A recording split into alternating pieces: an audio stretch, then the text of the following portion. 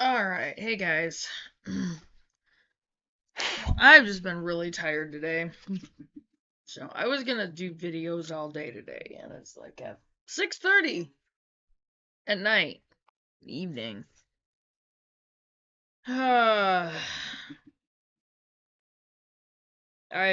haven't gotten much done. I mean, I have actually worked on the quilt earlier. I started the second set of blocks. I got the first set completely done. It has 48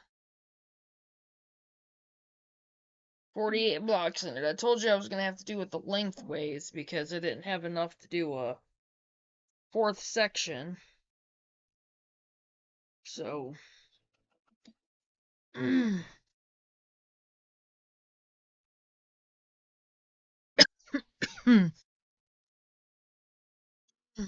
started on these ones. So, that's going to be the next set. So,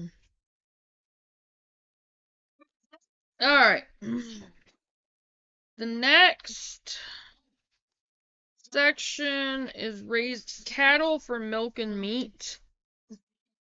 Raising cattle, a milk cow, or even just a calf or two can be a profitable and satisfying experience. Cattle are often an efficient way to produce food because they can graze on land that won't grow cops.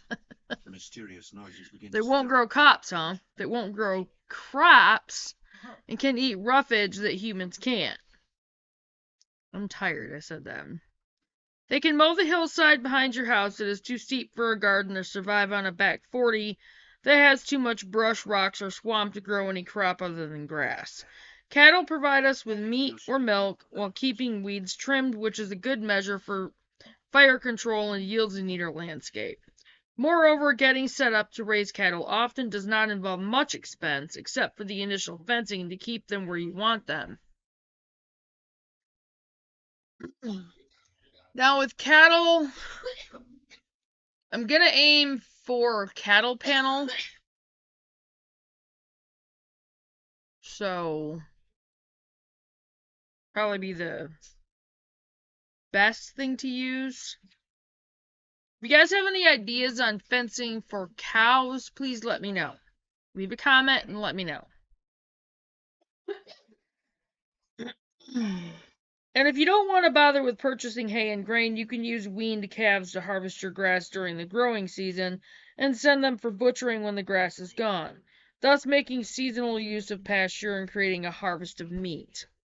Raising cattle can also be a soul-satisfying experience. They are fascinating and entertaining animals. Working with cattle is never boring. It can be physically challenging at times, as when delivering a calf in a difficult birth and trying to catch an elusive animal.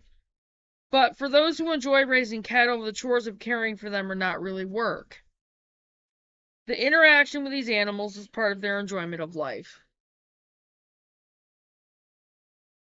What do I need to raise cattle?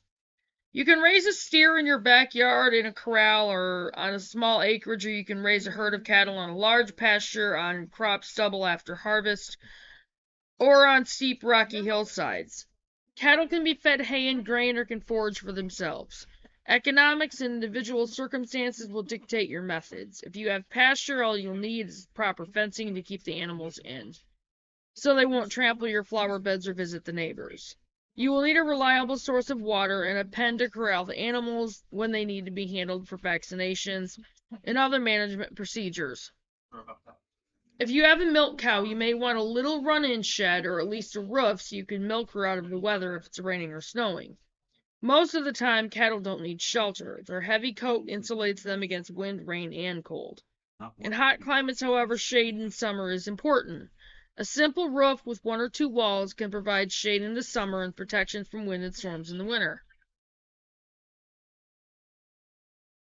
The novice cattle raiser may also need advice from time to time from a veterinarian, cattle breeder, or dairyman, or the county extension service agent. Don't be afraid to contact an experienced person to ask questions or to request help. Cattle provide us with meat or milk while keeping the weeds trimmed. Choosing the right kind of animal. Much power. Your one is always leaving the lights on.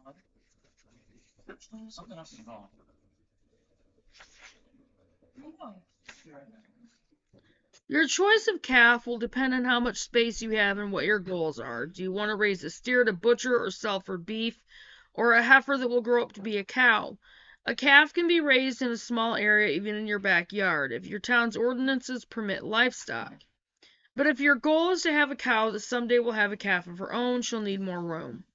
If you are raising a calf to sell, you should probably raise a steer. Steers weigh more than heifers of the same age and bring more money per pound when sold. However, heifers are more flexible. You can raise them as beef or keep them as dairy animals. Dairy heifers are worth more money than beef cattle when they mature. If you want to eventually raise a small herd of cattle, choose a heifer to start with. Her calves will become your herd. A bull. When a male calf is born, he is considered a bull because still has male reproductive organs. Most bulls are castrated and become steers. Only the best males are kept as bulls for breeding. A commercial herd may contain no bull calves. A rancher may buy all his bulls from a purchased breeder and not raise any of his own. A steer. A bull becomes a steer when he is castrated.